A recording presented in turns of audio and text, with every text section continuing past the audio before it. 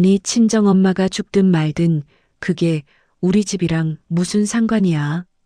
어디 감히 며느리가 시어머니 허락도 없이 친정을 가? 당장 안 튀어와. 설날 아침 뇌졸중으로 쓰러진 친정엄마를 보러 응급실로 달려가는 제게 시어머니가 전화로 쏟아낸 폭언입니다. 3년 동안 온갖 구박을 견디며 착한 며느리라는 가면을 쓰고 살았지만 엄마의 목숨보다 조상님 제사가 먼저라는 그 잔인함에 제 인내심은 완전히 산산조각이 났습니다. 그 길로 시댁으로 달려가 차례상을 통쾌하게 엎어버리고 3년간 모은 증거로 그들을 지옥으로 보낸 복수극. 과연 저는 어떻게 그 파렴치한 시월들을 작살냈을까요?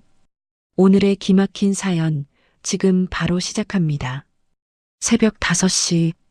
아직 세상은 짙은 어둠에 잠겨 있지만 영숙의 머리맡에서는 날카로운 알람 소리가 울려 퍼집니다. 어제도 늦은 밤까지 회계팀 결산 업무로 야근을 했지만 영숙의 몸은 기계처럼 반응하며 일으켜지죠. 무거운 눈꺼풀을 비비며 그녀가 향하는 곳은 화장실이 아닌 부엌입니다.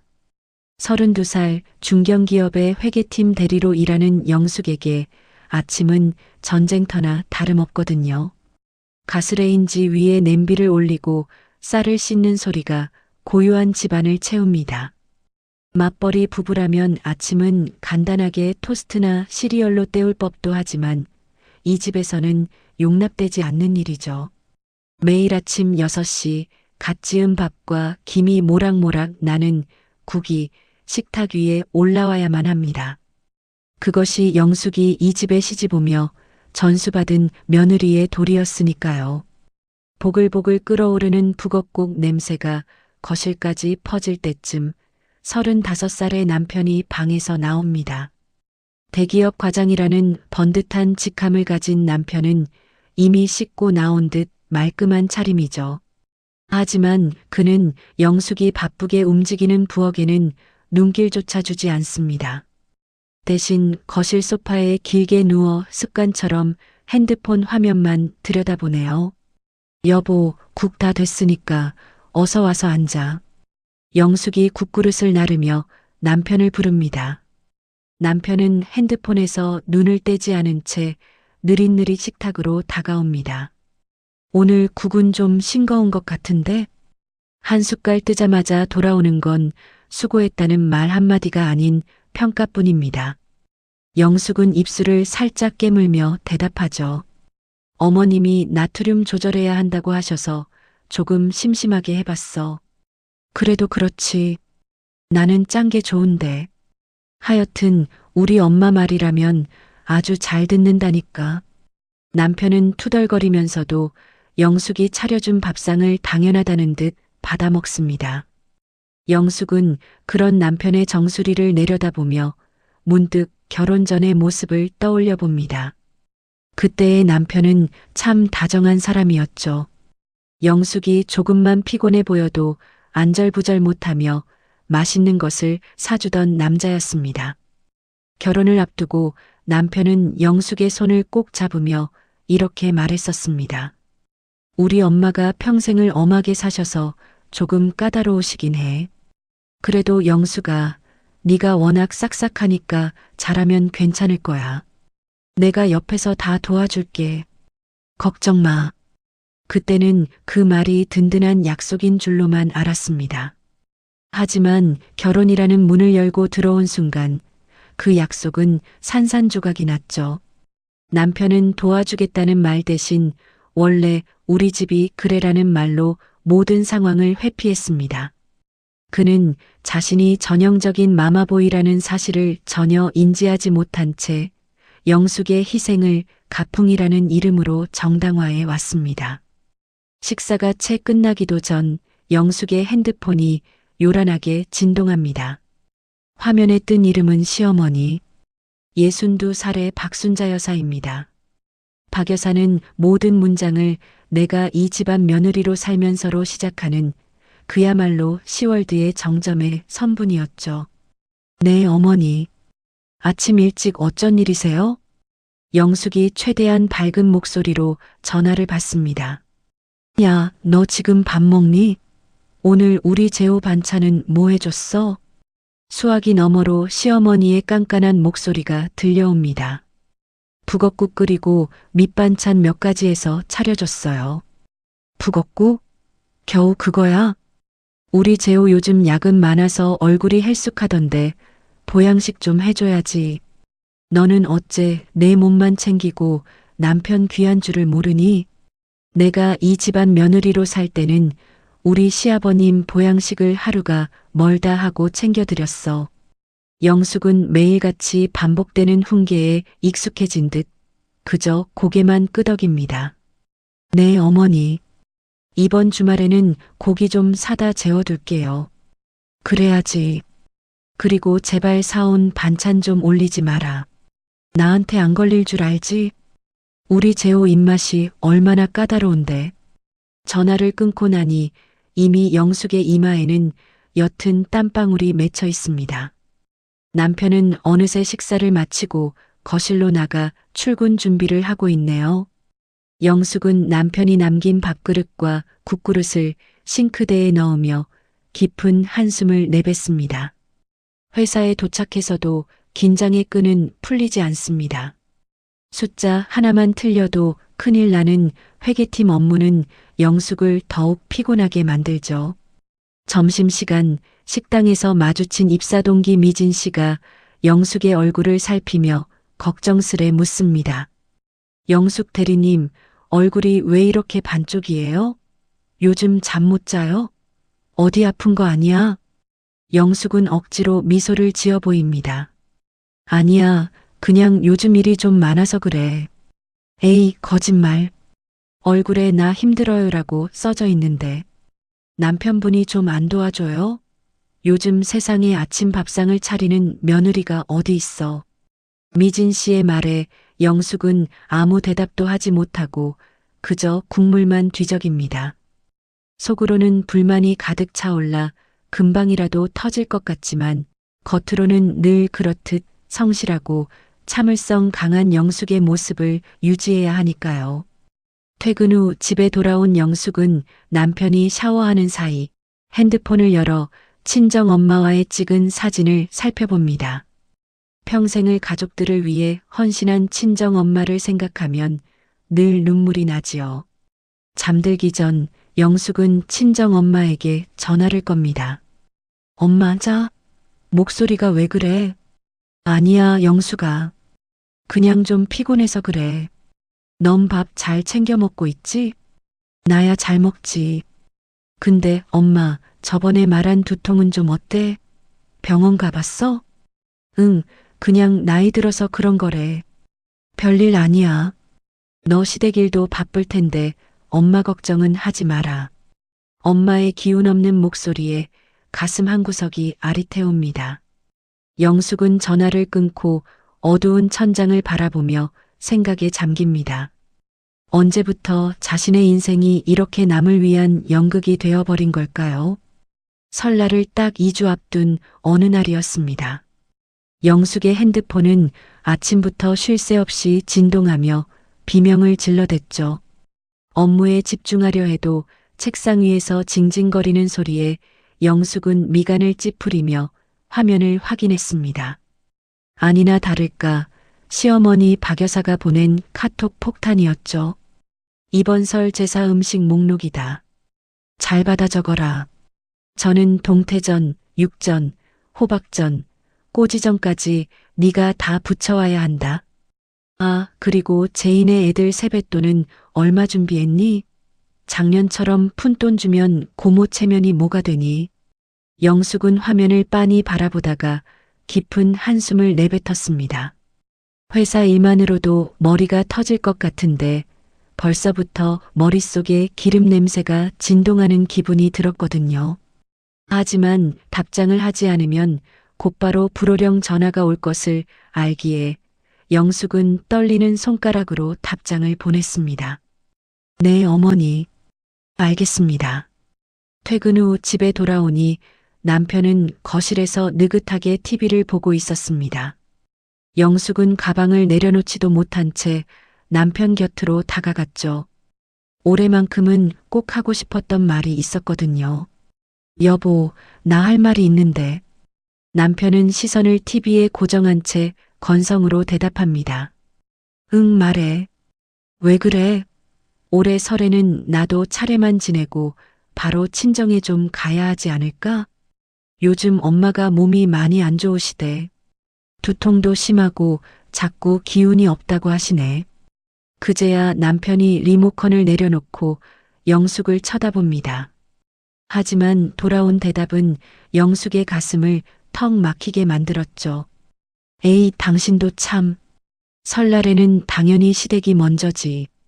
우리 집이 명절에 얼마나 엄격한지 알면서 그래. 친정은 다음 주말에 가도 되잖아. 장모님도 이해해 주실 거야. 여보, 작년에도 그랬고 재작년에도 그랬잖아. 우리 엄마는 딸 얼굴 보는 게 유일한 낙인데. 이번에는 진짜 가봐야 할 것 같아서 그래. 자기야, 나 피곤하게 만들지 마. 엄마가 알면 또 얼마나 난리를 치겠어? 좋은 게 좋은 거라고 그냥 하던 대로 해. 남편은 대화를 차단하듯 다시 TV 볼륨을 높였습니다. 영숙의 마음속에 차가운 바람이 휑하니 지나갔죠. 그때 영숙의 핸드폰으로 신우이 제2의 전화가 걸려왔습니다. 시어머니의 충실한 2인자이자 영숙을 사사건건 감시하는 존재였죠. 어머, 올케. 퇴근했어? 네, 형님. 방금 들어왔어요. 내가 보니까 올케 요즘 우리 엄마한테 좀 소홀한 거 아니야? 엄마가 명절 준비 때문에 신경을 너무 많이 써서 뒷목이 당기신다더라. 올케가 좀 싹싹하게 챙겨야지. 영숙은 기가 막혔지만 목소리를 가다듬었습니다. 저도 회사 일이 바빠서 자주 연락을 못 드렸네요. 근데 형님, 이번 설에는 형님도 좀 일찍 오셔서 도와주실 수 있나요? 그러자 제2의 목소리가 단박에 톤이 낮아집니다. 아이고, 올케도 참. 나 애들 키우는 거 알잖아. 애들 뒤치다꺼리 하느라 꼼짝을 못해. 올케는 애도 없는데 몸이라도 가볍잖아. 며느리 노릇 제대로 할 기회라고 생각하고 힘 좀 써줘. 전화를 끊고 난 영숙의 얼굴이 딱딱하게 굳었습니다. 애가 없으니 일을 더 하라는 말은 언제 들어도 심장을 찌르는 가시 같았죠. 영숙은 떨리는 마음을 진정시키려 친정엄마에게 전화를 걸었습니다. 엄마, 나야. 어휴, 우리 딸. 퇴근했어? 밥은 먹었니? 엄마의 목소리를 들으니 참았던 눈물이 핑 돌았습니다. 응, 이제 먹으려고. 엄마, 병원 검사 결과는 나왔어? 내가 저번에 꼭 가보라고 했잖아. 응, 그게 그냥 좀 쉬래. 별거 아니야, 영수가. 의사 선생님이 나이 먹어서 기력이 달리는 거라고 하더라. 평소와 달리 엄마의 대답이 어딘가 부자연스러웠습니다. 말을 하다가 잠시 멈추기도 하고 적절한 단어를 고르지 못해 머뭇거리는 느낌이 들었죠. 정말 괜찮은 거 맞지? 나 설날 아침에 일찍 갈게. 엄마 좋아하는 과일 많이 사서. 아니야, 영수가. 너 시댁일 바쁘잖아. 괜히 일찍 온다고 시어머니 눈치 보지 말고 시댁일 잘 도와드려. 엄마는 진짜 괜찮아. 엄마는 끝까지 딸 걱정뿐이었지만 영숙의 불안감은 가시지 않았습니다. 사실 엄마는 자신의 몸에서 일어나는 미세한 변화를 감추고 있었던 것이죠. 어느덧 시간은 흘러 새벽 1시가 넘었습니다. 영숙은 산더미 같은 업무를 집까지 들고 와 겨우 마친 뒤 거실로 나왔죠. 현관문 앞에는 낮에 경비실에서 찾아온 커다란 택배 상자가 놓여 있었습니다. 시어머니가 보낸 것이었죠. 테이프를 뜯자 그 안에는 각종 전 재료와 함께 말린 나물들이 가득 들어 있었습니다. 그리고 상자 맨 위에 삐뚤빼뚤한 글씨로 적힌 메모지 한 장이 보였습니다. 전 부치는 거 미리 연습해놔라. 작년에는 맛대가리 없어서 조상님께 죄송해 죽는 줄 알았다. 이번에도 실수하면 가만 안 둘 줄 알아. 영숙은 그 메모지를 멍하니 바라보다가 식탁 의자에 주저앉았습니다. 눈가가 뜨거워졌지만 울지 않기로 결심했죠. 그녀는 조용히 핸드폰을 꺼내 녹음 앱을 켰습니다. 그리고 시어머니가 보낸 모욕적인 카톡 내용과 메모지의 내용을 낮은 목소리로 읽으며 녹음하기 시작했습니다. 1월 15일 시어머니가 보낸 명절 지시사항. 사온 송편은 조상님이 아신다며 직접 빚으라고 강요함. 시누이 자녀들의 세뱃돈 액수까지 지정함. 녹음을 마친 영숙은 잠시 멈췄다가 뱅킹 앱을 실행했습니다. 화면에는 그녀가 결혼 생활 3년 동안 남편 몰래 한 푼, 두 푼 모아온 비상금 계좌가 떴습니다. 잔고 3천만 원. 영숙은 그 숫자를 가만히 손가락으로 쓸어보았습니다. 이 돈은 그녀의 마지막 자존심이자 언젠가 찾아올 탈출을 위한 유일한 구명줄이었죠. 시계를 보니 새벽 2시가 다 되어가네요. 영숙은 무거운 몸을 이끌고 침실로 향했습니다. 드디어 설 연휴의 시작을 알리는 섣달금음날이 밝았습니다. 남들은 고향 가는 설렘에 들떠 있겠지만 영숙에게 이날은 거대한 감옥의 문이 열리는 날과 같았죠.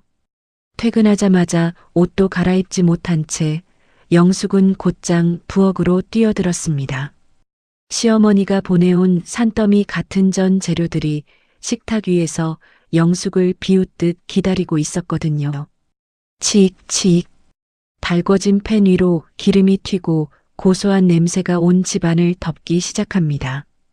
동태전, 육전, 호박전, 그리고 손이 제일 많이 간다는 동그랑땡까지.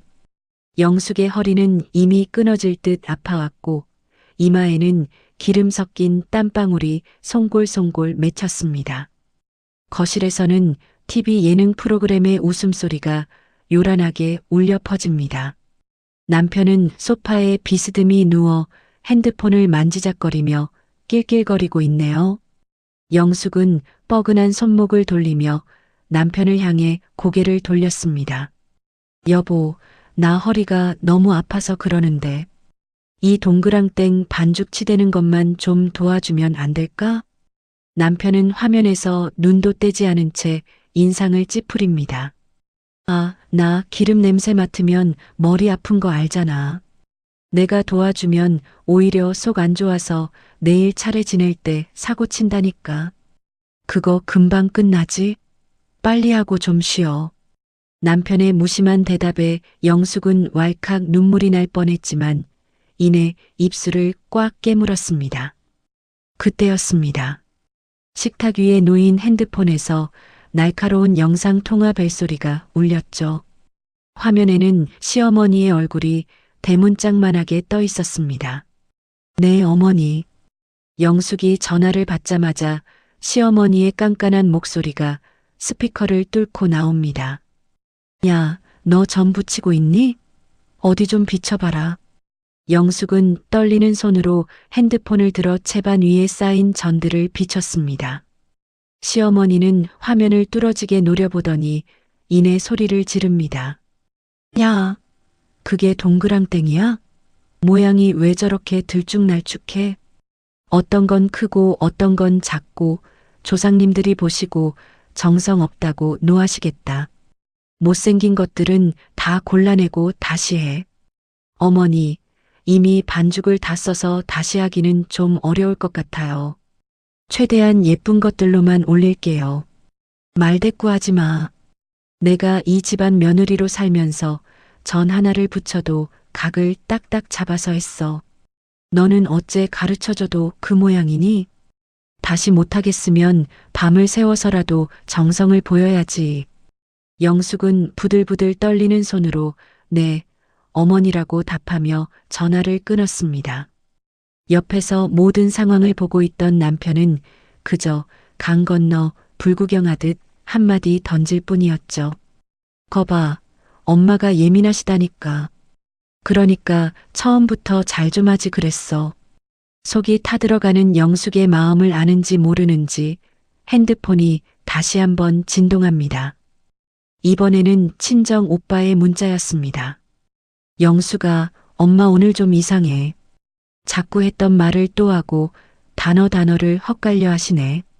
영숙의 가슴이 철렁 내려앉았습니다. 기름 묻은 손을 앞치마에 대충 닦고 급하게 답장을 보냈죠. 오빠, 엄마 많이 안 좋으셔? 병원에 가봐야 하는 거 아니야? 잠시 후 다시 온 오빠의 문자. 엄마가 한사코 괜찮다고 하신다. 너 시댁일 바쁜데 방해하지 말라고. 아 참, 아까 엄마가 너 보고 싶다고 한참을 창밖만 보시더라. 눈시울이 뜨거워진 영숙은 차마 오빠에게 지금 당장 가겠다는 말을 하지 못했습니다. 오빠 미안해 나 지금 설 준비 중이라 꼼짝을 못해. 내일 차례 끝나자마자 바로 갈게. 엄마 옆에 꼭 붙어 있어줘. 밤 12시가 넘어서야 모든 전 부치기가 끝났습니다. 온몸에서 진동하는 기름 냄새와 피로감에 영숙은 그대로 쓰러질 것만 같았죠. 침대에 눕자 남편은 이미 코를 골며 깊은 잠에 빠져 있었습니다.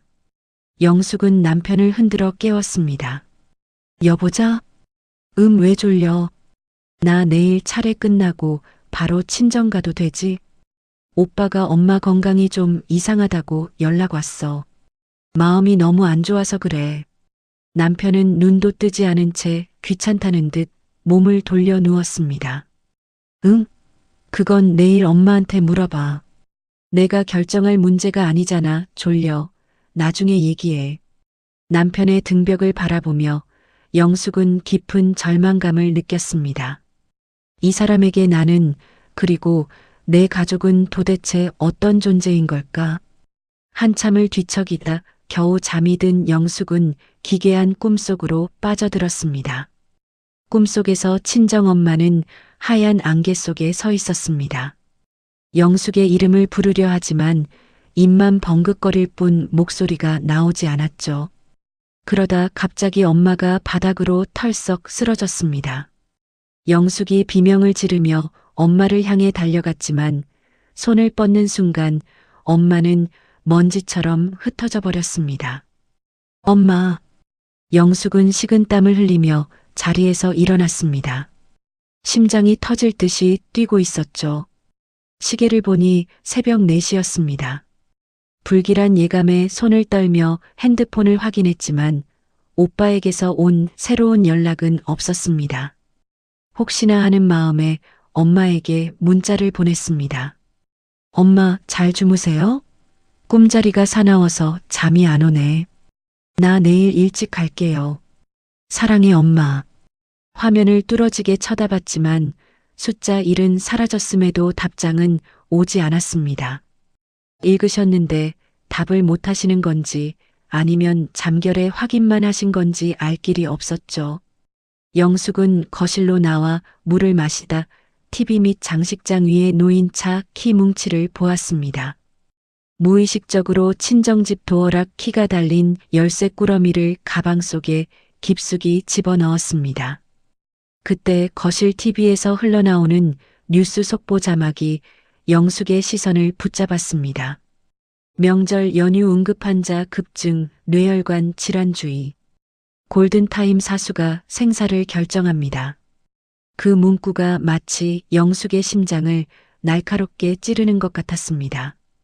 영숙은 거실 소파에 앉아 멍하니 창밖의 새벽 어둠을 바라보았습니다. 영숙은 왠지 모를 불안감에 뒤척이다 겨우 잠이 들었습니다. 몇 시간 뒤 그녀의 인생을 송두리째 바꿔놓을 전화벨이 울릴 줄은 꿈에도 모른 채 새벽 5시 어두운 방 안을 울리는 알람 소리에 영숙은 납덩이처럼 무거운 몸을 간신히 일으켰습니다. 어젯밤 늦게까지 전을 부치느라 온몸이 두들겨 맞은 듯 아팠지만 쉴 틈은 없었죠. 오늘은 민족 최대의 명절, 설날 아침이니까요. 영숙은 서둘러 화장을 고치고 빳빳하게 다려둔 한복을 꺼내 입었습니다. 거울 속에는 단아한 며느리의 모습을 한 영숙이 서 있었지만 눈 밑에 다크서클은 숨길 수가 없었네요. 주방으로 달려가 어젯밤 준비해둔 정과 나물, 각종 음식들을 정성스럽게 포장해 박스에 담았습니다. 남편은 이미 세수를 마치고 거실에서 시계를 보고 있었습니다. 그의 얼굴에는 평소보다 더한 긴장감이 서려 있었죠. 여보, 빨리빨리 서둘러. 짐 다 챙겼어? 엄마가 8시까지는 무조건 오라고 신신당부하셨단 말이야. 늦으면 또 한 소리 들을 텐데 빨리 나가자. 남편은 영숙이 든 무거운 음식 박스를 들어줄 생각도 하지 않은 채 차 키를 챙겨 현관으로 향했습니다. 영숙은 헉헉거리며 짐을 들고 남편의 뒤를 따라 주차장으로 내려갔죠. 차 뒷좌석에 음식들을 실어 나르며 영숙은 차가운 새벽 공기에 몸을 떨었습니다. 오전 7시 15분. 남편이 차에 시동을 걸고 주차장을 막 빠져나가려던 찰나였습니다. 정적을 깨고 영숙의 핸드폰이 요란하게 울리기 시작했죠. 화면을 확인한 영숙의 눈이 크게 번뜩였습니다. 친정 오빠였습니다. 오빠. 왜 이 시간에? 영숙아, 큰일 났다. 엄마가 쓰러지셨어. 전화기 너머 오빠의 목소리는 울음 섞인 비명에 가까웠습니다. 영숙의 심장이 덜컥 내려앉으며 손에 쥔 핸드폰이 바들바들 떨렸죠. 그게 무슨 소리야, 오빠. 엄마가 왜, 어디서? 지금 119 불렀어. 아침에 깨우러 가니까 의식이 없으셔. 뇌졸중인 것 같대. 지금 대학병원 응급실로 가고 있으니까 너도 빨리 와. 빨리. 뚝 하고 끊긴 전화기 너머로 영숙의 세상이 무너져 내리는 소리가 들리는 듯 했습니다.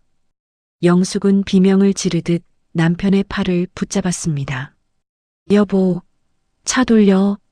당장 차 돌려야 해. 우리 엄마 쓰러지셨대. 뇌졸중이래. 지금 응급실 가고 있대. 영숙의 절규에 남편은 브레이크를 밟으며 당황한 기색을 내비쳤습니다. 하지만 그의 입에서 나온 말은 영숙의 귀를 의심케 했죠. 그래? 아니, 근데 여보, 오늘 설날 아침이잖아. 지금 집 내가면 엄마가 다 기다리고 계실 텐데. 영숙은 자신의 귀가 잘못된 줄 알았습니다. 지금 뭐라고 했어? 우리 엄마가 죽게 생겼는데 지금 시댁이 문제야? 빨리 병원 가자고.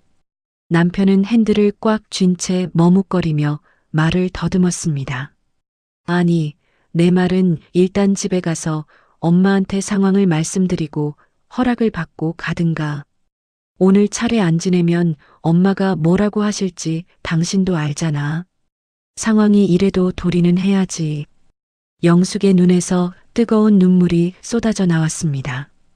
공포와 절박함, 그리고 남편을 향한 걷잡을 수 없는 환멸이 가슴을 후벼 팠죠. 이 사람이 내가 3년을 믿고 산 내 남편이 맞나 싶었습니다. 도리? 허락? 당신 지금 제정신이야?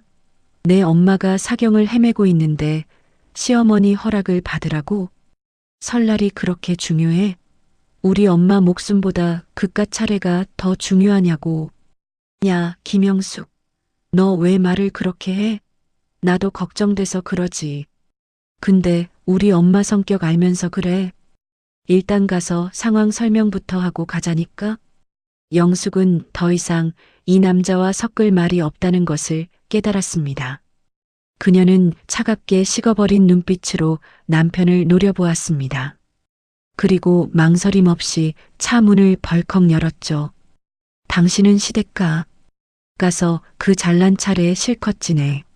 난 우리 엄마한테 간다. 야, 영숙아. 김영숙, 너 어디가? 어른들 다 기다리시는데 너 진짜 미쳤어? 뒤에서 들려오는 남편의 고함 소리를 뒤로하고 영숙은 미친 듯이 도로변으로 뛰어나갔습니다.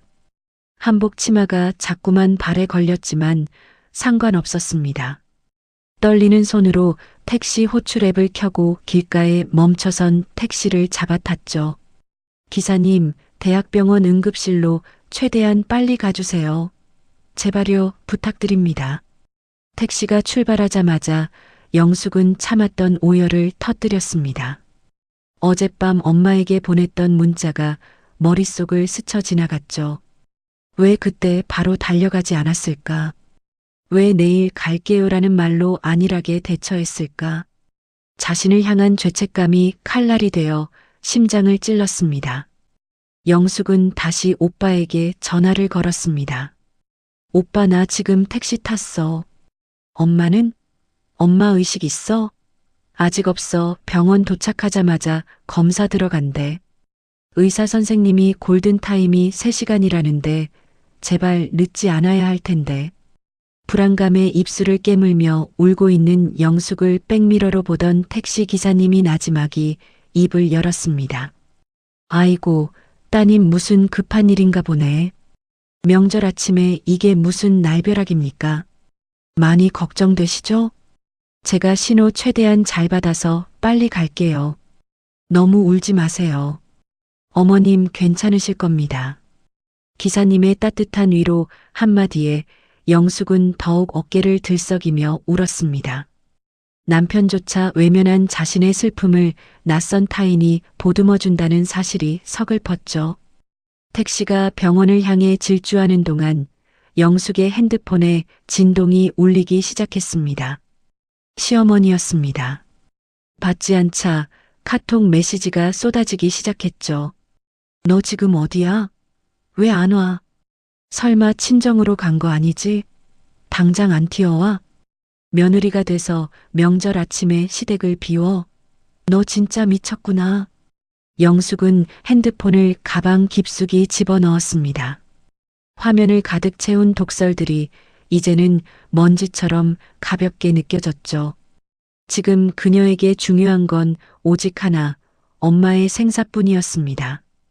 택시는 명절 아침에 한산한 도로를 가로질러 병원을 향해 거침없이 달렸습니다. 영숙의 눈동자에는 오직 엄마를 향한 절박함만이 서려 있었습니다. 택시에서 내린 영숙은 미친 듯이 응급실 정문을 향해 달렸습니다. 명절 아침의 병원 응급실은 고요하면서도 날카로운 긴장감이 감돌고 있었죠. 곱게 차려입은 한복 치마가 자꾸만 발끝에 걸렸지만 영숙은 개의치 않았습니다. 멀리 응급실 대기석에서 초췌한 모습으로 앉아있는 오빠가 보였습니다.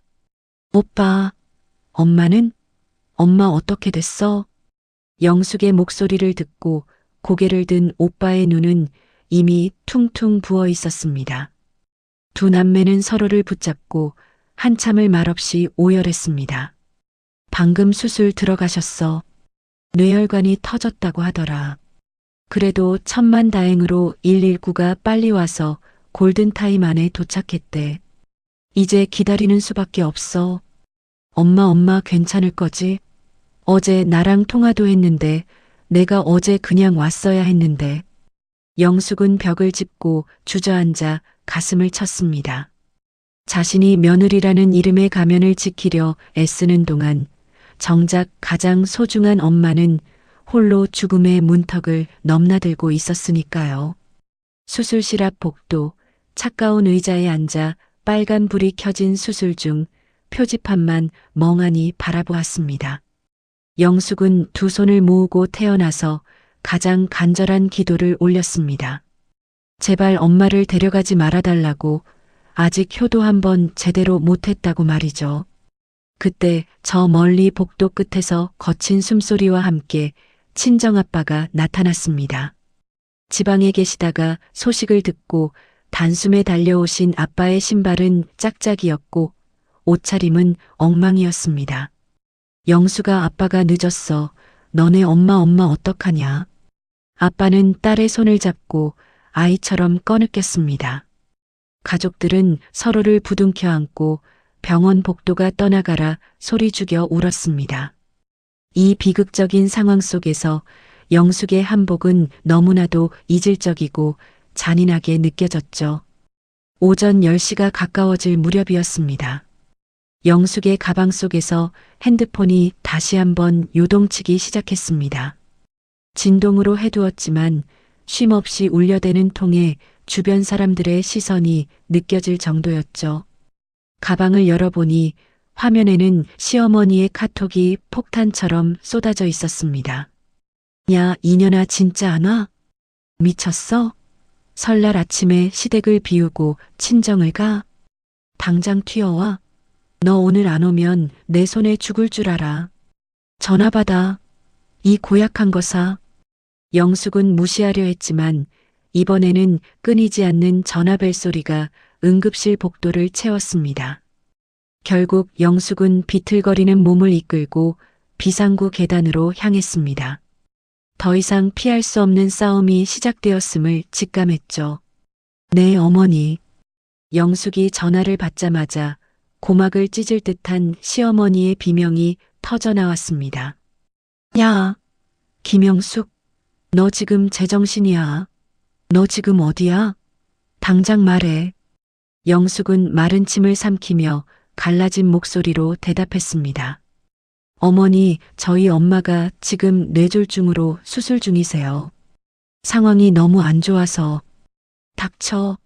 내 친정엄마가 죽든 말든 그게 우리 집안이랑 무슨 상관이야.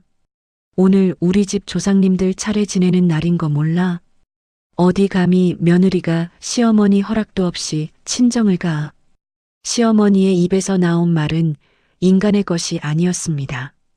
영숙의 심장에 날카로운 비수가 꽂히는 기분이었죠. 어머니, 그래도 사람이 어떻게 그런 말씀을 하세요? 제 엄마예요. 지금 수술 중이라고요. 내 엄마면 다냐? 너는 이 집 귀신이 될 며느리야. 시댁 일이 우선이지. 어디서 친정 타령이야? 당장 안 튀어와. 지금 재호랑 가족들 다 기다리고 있어. 영숙은 아무 말도 할 수 없었습니다. 허망함과 분노가 뒤섞여 숨이 턱 막혀왔죠. 야, 전화 끊지 마. 야, 너 오늘 안 오면 내 아들 인생 망친 죗값 톡톡히 치르게 할 거야. 내 말 안 들으면 당장 우리 재호한테 이혼하라고 할 거니까 그런 줄 알아. 전화기 너머로 시어머니의 거친 숨소리가 들려왔습니다. 영숙은 천천히 핸드폰을 귀에서 뗐습니다. 그리고 종료 버튼을 누르는 순간 영숙의 눈빛이 완전히 달라졌습니다. 3년간 억눌러왔던 모든 감정, 무시당해도 웃어야 했던 서러움, 남편의 방관 아래 홀로 견뎌낸 10월드의 지옥이 용암처럼 끌어올랐습니다. 떨리던 손이 거짓말처럼 멈췄고 눈물로 젖어있던 눈동자는 차갑게 식어버렸습니다. 비상구 문을 열고 나오자 오빠가 걱정스러운 눈으로 영숙을 쳐다봤습니다. 영숙아, 누구야? 왜 그래? 시댁이야? 영숙은 차가운 목소리로 오빠에게 말했습니다. 오빠, 엄마 수술 끝나면 바로 연락해줘. 나 잠깐 갔다 올 때가 있어. 뭐? 이 상황에 어디를 가? 혹시 시댁 가는 거야? 가지마, 영숙아. 오빠가 다 책임질게. 오빠의 만류에도 영숙은 단호하게 고개를 저었습니다. 아니, 오빠. 가야 해. 끝내러 가는 거야. 영숙은 주머니 속에 있는 핸드폰을 꺼내 녹음 버튼을 확인했습니다. 아까 시어머니의 그 짐승 같은 폭언들이 고스란히 저장되어 있었죠. 그녀는 흐트러진 한복 매무새를 정갈하게 다듬었습니다. 더 이상 착한 며느리 영숙은 없었습니다. 영숙은 병원을 나서며 단호하게 택시를 잡았습니다. 가슴속에서 3년간 억눌러왔던 분노가 차갑게 응축되고 있었습니다. 시댁까지 40분. 그 시간 동안 영숙은 완벽하게 계획을 세웠습니다. 오늘 모든 것을 끝냅니다. 영숙의 입가에 서늘한 미소가 스쳤습니다. 택시는 다시 한번 명절의 도로를 가로질러 이제는 전장이 되어버린 시댁을 향해 달리기 시작했습니다. 택시는 미끄러지듯 시댁 아파트 정문 앞에 멈춰 섰습니다. 영숙은 차에서 내려 잠시 숨을 골랐습니다. 곱게 차려입은 한복 소매 끝이 가늘게 떨리고 있었지만 그것은 두려움이 아닌 억눌린 분노의 진동이었죠. 그녀의 눈빛은 정오의 햇살 아래서도 서늘하게 식어 있었습니다. 엘리베이터를 타고 올라가는 동안 영숙은 아무런 생각도 하지 않았습니다. 오직 머릿속에는 응급실에서 사경을 헤매고 있을 엄마의 얼굴과 수화기 너머로 들려온 시어머니의 잔인한 목소리만이 맴돌았죠. 띵하는 소리와 함께 문이 열리고 영숙은 망설임 없이 시댁 현관문 앞에 섰습니다. 현관문을 벌컥 여는 순간 집안 가득 배어 있는 진한 향 냄새와 음식 냄새가 코끝을 찔렀습니다. 거실 한복판에는 입이 떡 벌어질 만큼 거창하게 차려진 차례상이 놓여 있었죠. 그 앞에는 시어머니와 시아버지 그리고 시누이 가족들까지 모여 앉아 화기애애한 분위기를 자아내고 있었습니다. 구석에 앉아있던 남편은 영숙이 들어오는 것을 보자마자 안절부절 못하며 자리에서 일어났습니다. 영숙은 신발도 벗지 않은 채 거실로 발을 들였습니다. 하얀 버선발이 거실 바닥에 닿는 대신 흙 묻은 구두가 거실 카펫을 짓밟았죠. 그 모습을 본 시어머니 박 여사가 눈을 부릅뜨며 소리를 질렀습니다. 어머, 너 미쳤니? 이제 오냐? 지금이 몇 시인데 이제야 나타나. 옆에 앉아있던 큰 시누이 제이도 가소롭다는 듯 한마디 거들었습니다. 옳게, 진짜 너무한 거 아니야? 아무리 친정이 급해도 그렇지 설날에 시댁 어른들 다 기다리게 하고 정말 상식이 없네, 상식이. 시아버지는 그저 못마땅하다는 듯 혀를 끌차며 고개를 돌렸습니다. 남편이 조심스럽게 영숙의 팔을 붙잡으며 속삭였죠. 영숙아, 왜 이래? 일단 신발부터 벗고 들어와. 엄마한테 잘못했다고 빌어, 얼른. 영숙은 남편의 손을 차갑게 뿌리쳤습니다. 그리고 한 걸음 시어머니 앞으로 다가갔습니다. 그녀의 입가에는 정체 모를 서늘한 미소가 걸려 있었죠. 어머니, 제가 왔어요. 많이 기다리셨죠? 영숙의 차분하다 못해 오싹한 목소리에 시어머니는 잠시 주춤했습니다. 하지만 이내 기세를 잡으려는 듯 다시 고함을 쳤습니다. 뭐야, 그 눈빛은? 어디서 시어머니를 그렇게 뻔뻔하게 쳐다봐. 빨리 가서 절이나 해. 조상님들 노하시기 전에. 영숙은 대답 대신 천천히 차례상 앞으로 걸어갔습니다. 정성스럽게 부쳐낸 전들과 과일들, 그리고 김이 모락모락 나는 국그릇들이 상 위에 가득했죠. 그것들은 모두 영숙이 밤잠 설쳐가며 준비한 그녀의 피와 눈물이 섞인 음식들이었습니다. 어머니, 조상님들이 이 음식을 정말 맛있게 드실까요? 이게 무슨 귀신 신나락 까먹는 소리야. 잔말 말고 빨리 인사드려.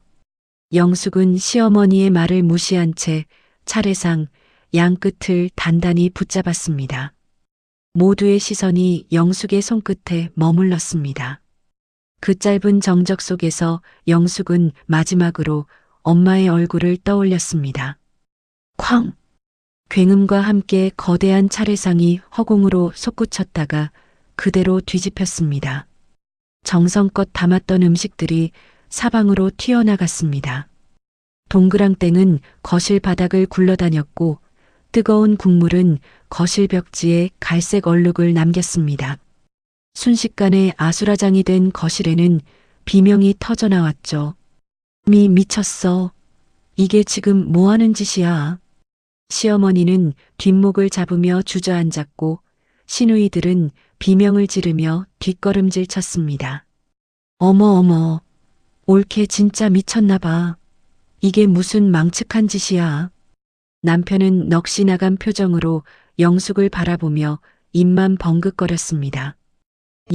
영숙아, 너 정말 왜 이래. 영숙은 엎어진 상판을 발로 차 저 멀리 밀어버렸습니다. 그리고 단 한 점의 흔들림도 없는 목소리로 일갈했습니다. 어머니, 지금 제 엄마가 수술대 위에서 죽느냐 사느냐 싸우고 있어요. 병원 복도에서 우리 가족들은 피눈물을 흘리고 있는데. 근데 어머니는 아까 저한테 뭐라고 하셨죠? 영숙은 시어머니의 눈을 똑바로 쳐다보며 한 걸음 다가갔습니다. 내 친정엄마가 죽든 말든 상관없다고요? 조상님 차례가 먼저라고요? 대답해 보세요, 어머니. 이게 사람이 할 소리입니까? 시어머니는 당황한 기색이 역력했지만 이내 악에 받쳐 소리를 질렀습니다. 뭐야? 네가 감히 시어머니한테 대들어? 내가 틀린 말 했니? 죽을 때 죽더라도 며느리 도리는 하고 가야지. 제가 감히요? 어머니야말로 감히 어떻게 그런 말을 입 밖으로 내뱉으세요? 저도 누군가의 귀한 딸이에요. 제 엄마가 쓰러져서 숨이 넘어가고 있는데 제가 당신들 제사상 차리는 기계입니까? 허락을 받으라고요? 누구 마음대로 내 인생을 좌지우지해요. 영숙의 외침은 거실벽을 울리며 시가 식구들의 귀를 때렸습니다. 시아버지는 얼굴이 불그락푸르락해진 채 부르르 떨고 있었고 시누이들은 입을 다물지 못했죠. 남편은 차마 고개를 들지 못한 채 바닥에 흩어진 전들만 보고 있었습니다. 쏟아진 음식들 사이로 무거운 고요함이 내려앉았습니다. 영숙은 거칠게 숨을 몰아쉬다 천천히 주머니에서 핸드폰을 꺼냈습니다. 그녀의 손가락이 화면 위를 빠르게 움직였습니다. 이제 진짜 시작이었습니다. 바닥에 널브러진 나물과 전 조각들이 영숙의 발치에서 뭉개졌습니다. 거실은 쥐 죽은 듯 고요해졌고 시가 식구들은 충격에 빠져 입만 벌리고 있었죠. 영숙은 차갑게 식은 눈으로 그들을 한 명씩 눈에 담았습니다. 그러고는 품 안에서 핸드폰을 꺼내 천천히 들어 올렸습니다. 어머니, 제가 3년 동안 왜 이 지옥 같은 집에서 입 다물고 참았는지 아세요? 영숙의 물음에 시어머니는 뒷목을 잡은 채 부르르 떨며 소리를 질렀습니다. 이 미친년이 상없고 이제 와서 무슨 헛소리야. 영숙은 비웃듯 입꼬리를 올리며 핸드폰 화면을 조작했습니다. 증거를 모으고 있었거든요. 당신들이 나를 사람 취급 안 했던 그 모든 순간을요. 영숙이 핸드폰 스피커를 켜자 거실 가득 낯익은 목소리가 울려 퍼지기 시작했습니다. 첫 번째 녹음 파일이 재생되자 시어머니의 얼굴이 순식간에 흑빛으로 변했죠. 야, 너 월급이 그것밖에 안 돼? 우리 재호 돈으로 살면서 뭘 잘났다고 꼬박꼬박 대꾸야. 녹음 속 시어머니의 목소리는 지금보다 훨씬 더 독하고 날카로웠습니다. 영숙은 멈추지 않고 곧바로 다음 파일을 눌렀습니다. 자식도 못 낳는 게 무슨 며느리야? 병원 가봤어? 네 배에 문제 있는 거 아니야? 우리 집대 끊기면 네가 책임질 거야? 차마 입에 담기도 힘든 폭언들이 이어지자 옆에 있던 시누이들도 고개를 숙였습니다. 영숙의 눈에는 이제 눈물조차 비치지 않았습니다.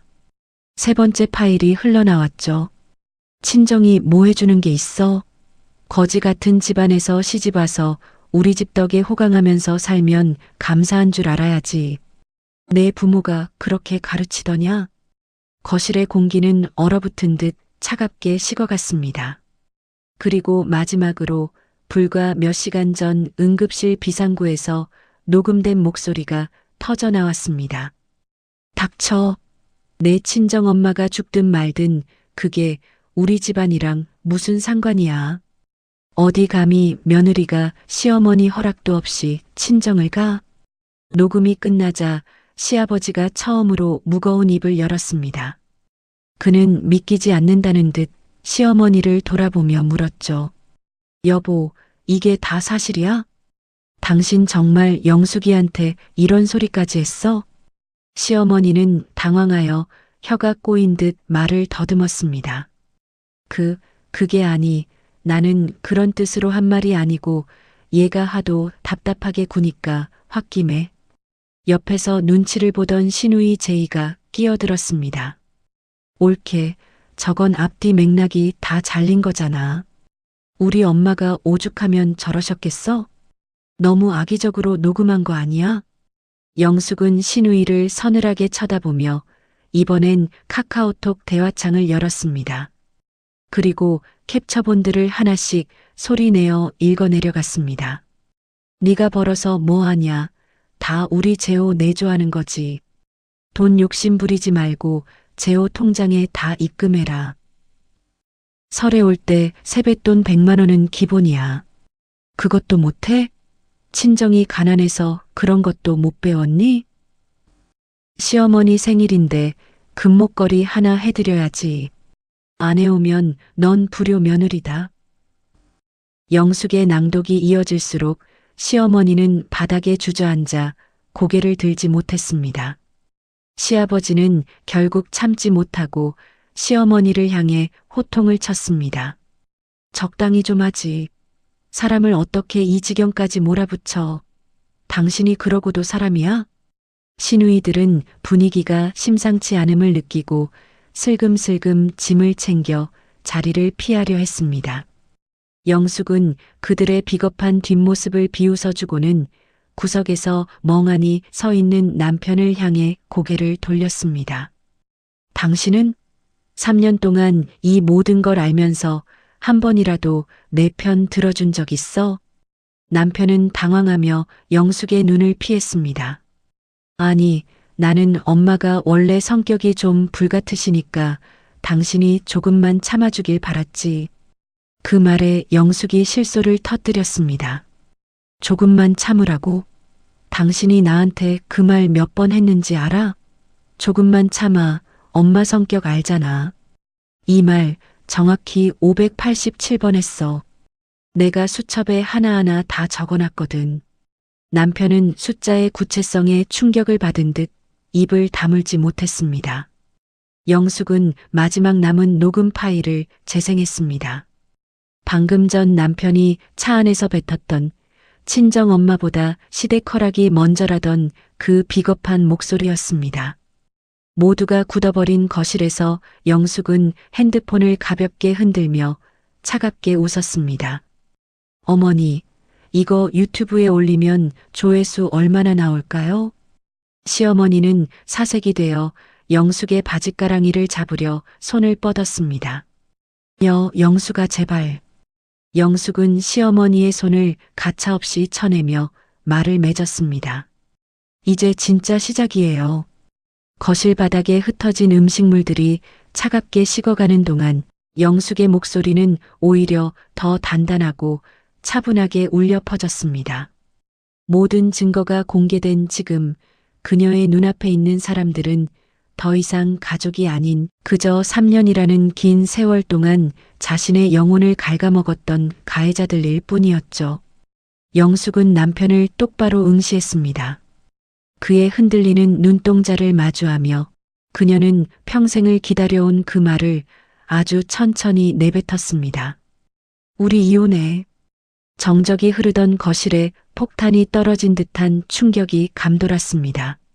남편은 믿기지 않는다는 듯 입을 벌린 채 영숙을 바라보았죠. 뭐? 이혼? 영숙아, 지금 뭐라고 했어? 아니, 갑자기 무슨 소리야 그게. 영숙은 비죽이 새어나오는 헛웃음을 참지 못했습니다. 갑자기? 당신한테는 이게 갑자기 들려? 내가 힘들다고 수백 번 신호를 보낼 땐 외면하더니 이제 와서 갑자기라니. 3년이라는 세월이 당신한테는 고작 갑자기라는 말로 정리되는 시간이야? 그때 뒷목을 잡고 있던 시어머니 박 여사가 다시 한번 악을 쓰며 일어났습니다. 이혼? 네가 감히 어디서 이혼 소리를 입에 올려. 네가 뭔데 우리 집안을 망치려고 들어? 그래, 잘됐다. 당장 나가. 너 같은 고약한 며느리 우리도 필요 없어. 당장 이 집에서 나가라고. 시어머니의 고함에도 영숙은 눈 하나 깜짝하지 않았습니다. 오히려 더 여유로운 표정으로 시어머니를 마주 보았죠. 네, 나갈게요, 어머니. 부탁하지 않으셔도 이 징글징글한 집구석 제 발로 나갑니다. 근데 그냥은 안 나가요. 법적으로 위자료랑 재산 분할 확실하게 청구할 겁니다. 시어머니의 얼굴이 순식간에 사색으로 변했습니다. 뭐? 위자료? 네가 무슨 염치로 우리 재호 돈을 탐내? 염치요? 방금 들으신 그 녹취록들 정서적 학대 증거로 충분하다고 하네요. 당신이 내 부모님 모욕하고 나를 사람 취급 안 하며 했던 그 모든 말들이 당신 아들의 재산을 깎아먹는 칼날이 될 거예요. 어디 법정에서도 그렇게 당당하게 말씀해 보시죠. 상황이 심상치 않게 돌아가자 방관자로 일관하던 남편의 태도가 급격히 변하기 시작했습니다. 그는 겁에 질린 표정으로 영숙의 손을 잡으려 애썼습니다. 영숙아, 잠깐만. 내가 잘못했어. 진짜 내가 다 잘못했다. 응? 내가 앞으로 정말 잘할게. 엄마한테도 내가 확실하게 말할게. 그러니까 제발 이혼 소리는 하지 마. 급기야 남편은 털썩 무릎을 꿇으며 영숙의 한복 치맛자락을 붙잡았습니다. 3년 동안 그토록 듣고 싶었던 사과였지만 지금 영숙의 귀에는 그저 비겁한 변명으로밖에는 들리지 않았습니다. 3년이야. 내가 당신 입에서 그 말 한마디 듣겠다고 버틴 시간이. 근데 당신은 끝까지 비겁했어. 오늘 아침 내 엄마가 죽어간다는 전화를 받고 울고 있을 때 당신이 뭐라고 했는지 기억나? 남편은 고개를 숙인 채 아무 대답도 하지 못했습니다. 시댁 먼저 가자고 했지. 엄마가 뭐라고 하실지 무섭다고 했지. 내 엄마 목숨보다 당신 엄마 기분 맞추는 게 더 중요했던 당신을 보면서 내 마음은 완전히 끝났어. 당신은 남편도 아니고 그저 엄마 치맛바람에 흔들리는 꼭두각시일 뿐이야. 영숙의 서늘한 일침에 남편은 아무런 대꾸도 하지 못한 채 바닥만 바라보았습니다. 거실 한쪽에서 한숨을 내쉬던 시아버지가 무거운 걸음을 옮겨 영숙 앞에 섰습니다. 영숙아, 미안하다. 내가 이 사람을 진작에 제대로 말렸어야 했는데 내가 너를 너무 고생시켰구나. 시아버지의 뒤늦은 사과에 영숙의 마음이 잠시 일렁였습니다. 이 집안에서 유일하게 자신을 사람으로 봐주었던 사람이었죠. 하지만 이미 돌아가기엔 너무 늦었습니다. 아버님께는 정말 죄송해요. 하지만 저도 이제 더는 못하겠어요. 죽을 것 같거든요. 영숙은 차갑게 얼어붙은 거실을 뒤로하고 현관으로 향했습니다. 그러다 문득 생각난 듯 돌아서서 시어머니를 향해 마지막 인사를 건넸습니다. 어머니, 앞으로 조상님 차례는 직접 차리세요. 그렇게 중요하게 생각하시는 효도, 이제 아드님이랑 따님들이랑 직접 하시고요. 전 이제 남의 집 며느리 말고 제 인생 살러 갑니다. 그 순간이었습니다. 시어머니 박 여사가 비명을 지르며 바닥으로 쓰러졌습니다. 으악, 아이고, 나 죽네. 아이고, 나 죽어. 시누이들이 혼비백산하여 달려가 시어머니를 부축했습니다. 집안은 다시 한번 소란스러워졌지만 영숙은 그 광경을 무미건조한 눈으로 바라보았습니다. 어머니, 그거 아세요? 저도 어머니처럼 쓰러질 뻔한 적이 한두 번이 아니에요. 지난 3년 동안 매일 아침 눈 뜰 때마다 지옥으로 걸어 들어가는 기분이었거든요. 근데 전 버텼어요. 오늘 이 순간을 위해서요. 영숙은 차갑게 말을 내뱉고는 자신의 왼손 약지를 바라보았습니다. 가늘게 빛나던 결혼 반지가 보였습니다. 그녀는 망설임 없이 반지를 빼서 식탁 위에 올려놓았습니다. 금속이 식탁 유리와 부딪히며 챙하고 맑은 소리를 냈습니다. 그 소리는 마치 영숙의 지난 3년이 조각나 흩어지는 소리 같기도 했고 새로운 삶의 문이 열리는 경쾌한 종소리 같기도 했습니다. 영숙은 결혼 반지를 빼서 식탁 위에 놓았습니다. 3년 전 그 반지를 끼우며 꿈꿨던 행복한 미래는 이제 없습니다. 하지만 그녀는 알고 있었어요. 진짜 행복은 지금부터 시작이라는 것을. 영숙은 시댁 아파트 단지를 빠져나오자마자 미친 듯이 달려 택시를 잡아탔습니다. 한복 치맛자락이 바람에 휘날렸고 아까 차례상을 엎을 때 손등에 튄 국물 자국이 발갛게 살짝 달아올라 있었지만 그녀는 통증조차 느끼지 못했죠. 차갑게 식어버린 시댁 식구들의 얼굴이 머릿속에서 지워질 때쯤 정적을 깨고 핸드폰이 울렸습니다. 친정 오빠였습니다. 여보세요? 오빠 엄마는? 영숙은 숨을 헐떡이며 물었습니다.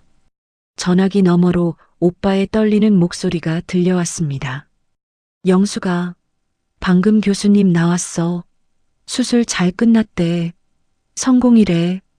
그 한마디를 듣는 순간 영숙은 택시 뒷좌석에서 그대로 무너져 내렸습니다. 입을 틀어막고 소리 죽여 오열했죠. 3년 동안 시댁에서 온갖 수모를 겪으면서도 단 한 번도 시원하게 울어본 적이 없던 그녀였습니다. 다행이다, 정말 다행이야. 기사님, 조금만 더 빨리 가주세요. 제발요. 택시가 병원에 도착하자마자 영숙은 중환자실 앞으로 달려갔습니다. 멀리서 넋이 나간 듯 앉아있던 친정아빠와 오빠가 영숙을 보고 일어났습니다. 영숙은 아빠의 가슴에 얼굴을 묻고 아이처럼 울음을 터뜨렸습니다. 아빠, 엄마는? 엄마 정말 괜찮은 거지? 아빠는 영숙의 어깨를 토닥이며 메마른 목소리로 대답했습니다. 영숙아, 엄마 깨어나셨어. 방금 잠깐 의식 돌아오신 거 확인했대. 조금 있으면 면회 가능하다고 하니까 마음 가라앉히고 기다리자. 아빠, 엄마. 가족들은 서로를 부둥켜 안고 병원 복도에서 긴 안도의 한숨을 내쉬었습니다. 세 식구가 함께 모여있는 이 당연한 순간이 영숙에게는 기적처럼 느껴졌죠. 드디어 5분간의 짧은 중환자실 면회 시간이 허락되었습니다. 영숙은 소독 가운을 입고 떨리는 발걸음으로 엄마에게 다가갔습니다. 각종 기계 장치와 산소호흡기를 끼고 누워있는 엄마의 모습에 영숙은 다시 눈시울이 붉어졌습니다. 영숙이 엄마의 마디 굵은 손을 잡자 엄마의 감긴 눈꺼풀이 파르르 떨리며 천천히 떠졌습니다. 딸의 얼굴을 확인한 엄마의 눈에서 투명한 눈물이 한 방울 흘러내렸죠. 영숙아. 엄마는 호흡기 때문에 목소리가 제대로 나오지 않는지 힘겹게 입술을 달싹였습니다. 엄마, 나 여기 있어. 엄마 살아줘서 고마워. 나왔어, 엄마. 엄마는 가녀린 손가락으로 영숙의 손을 꽉 쥐려 애쓰며 말했습니다. 영숙아, 미안해. 엄마가 너 고생만 시키고. 아니야, 엄마, 말하지 마. 엄마 잘못 하나도 없어. 내가 미안해. 엄마 아픈 것도 모르고.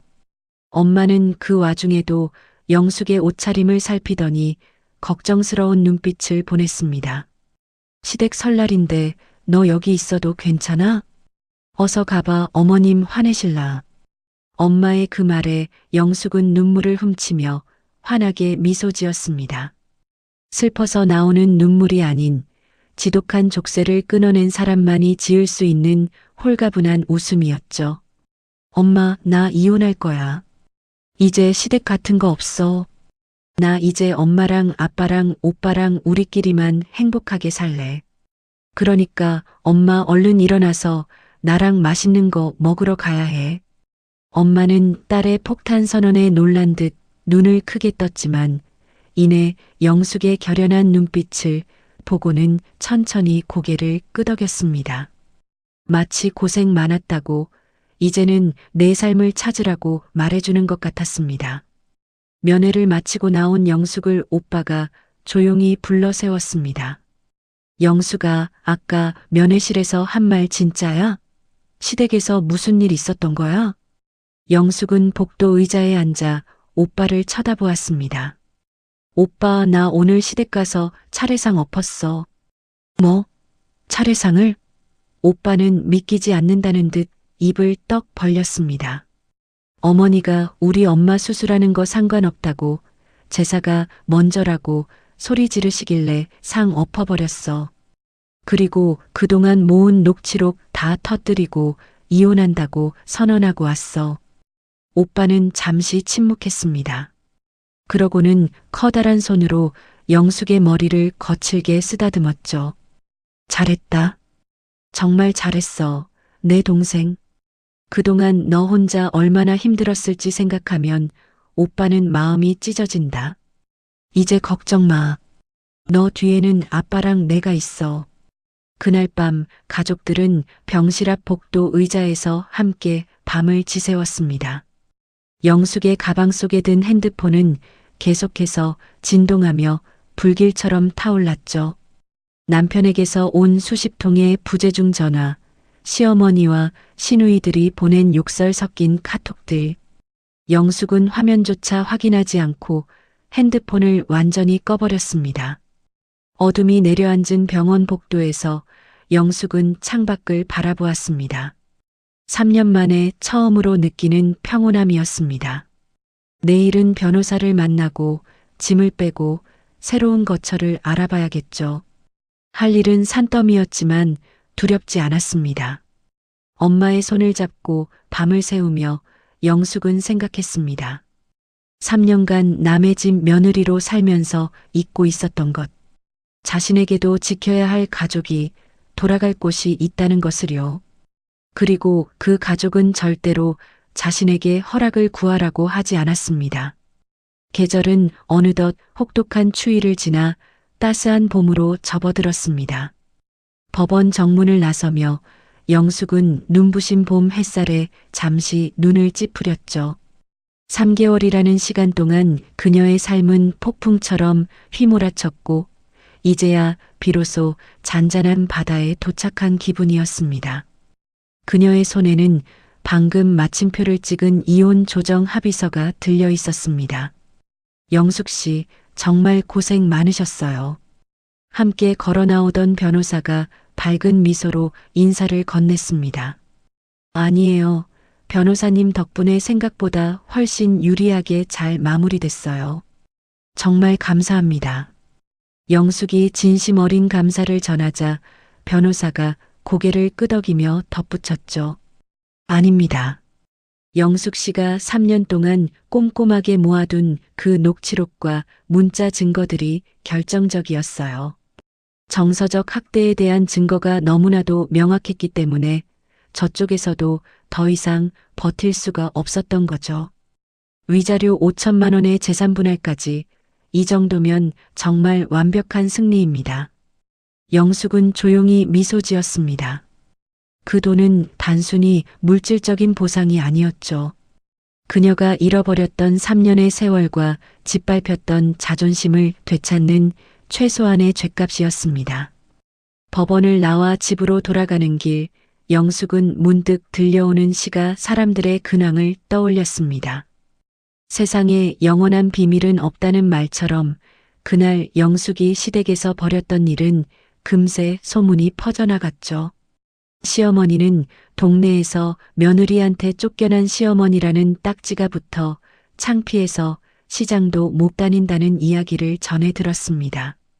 그렇게 자랑하던 명문가 가풍은 이제 비웃음거리가 되어버렸죠. 남편이었던 그 사람도 예외는 아니었습니다. 회사 내에서도 이번 이혼 과정이 아름아름 퍼지면서 그는 30 중반이 넘도록 엄마 없이는 아무것도 못하는 마마보이라는 낙인이 찍혔습니다. 중요한 프로젝트에서도 밀려나며 동료들의 눈초리를 견디고 있다는 소문이 들려왔죠. 시누이들은 또 어땠나요?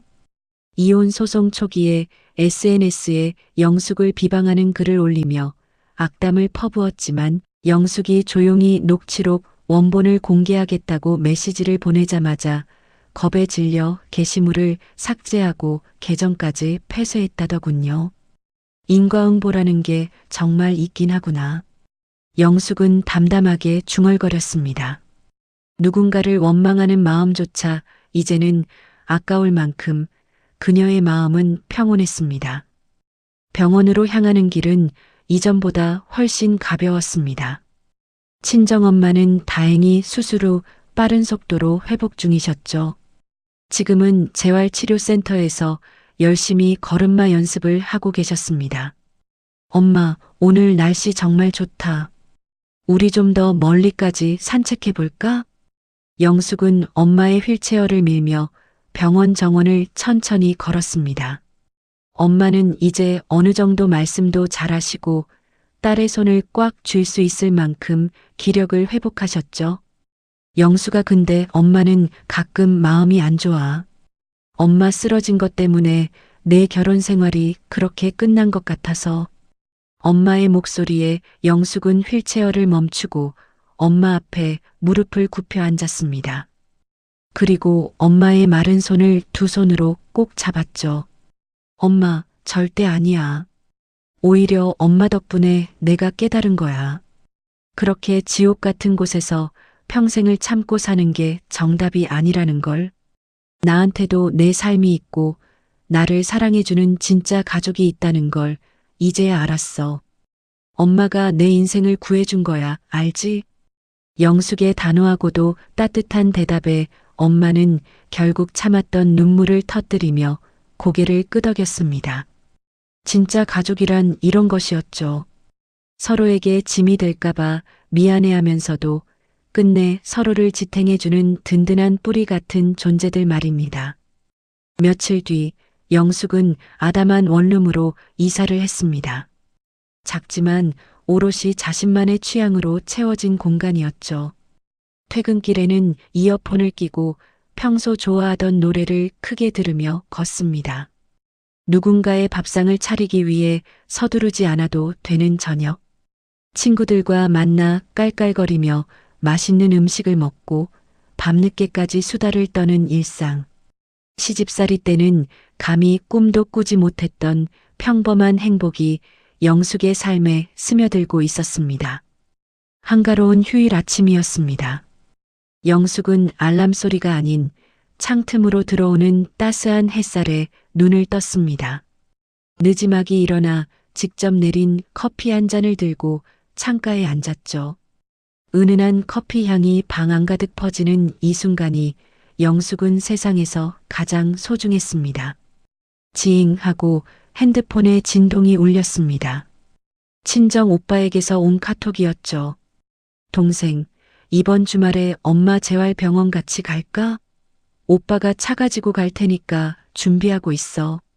영숙은 입가에 번지는 미소를 숨기지 못한 채 빠르게 답장을 보냈습니다. 응, 오빠. 내가 엄마가 제일 좋아하는 딸기랑 맛있는 거 많이 사갈게. 주말에 봐. 어느 날 오후 영숙은 볼 일이 있어 외출했다가 길 건너편에서 우연히 그 사람, 남편을 마주쳤습니다. 불과 3개월 전만 해도 세상의 전부라고 믿었던 남자였지만 지금 영숙의 눈에 비친 그는 그저 초췌하고 기운 없는 낯선 타인일 뿐이었죠.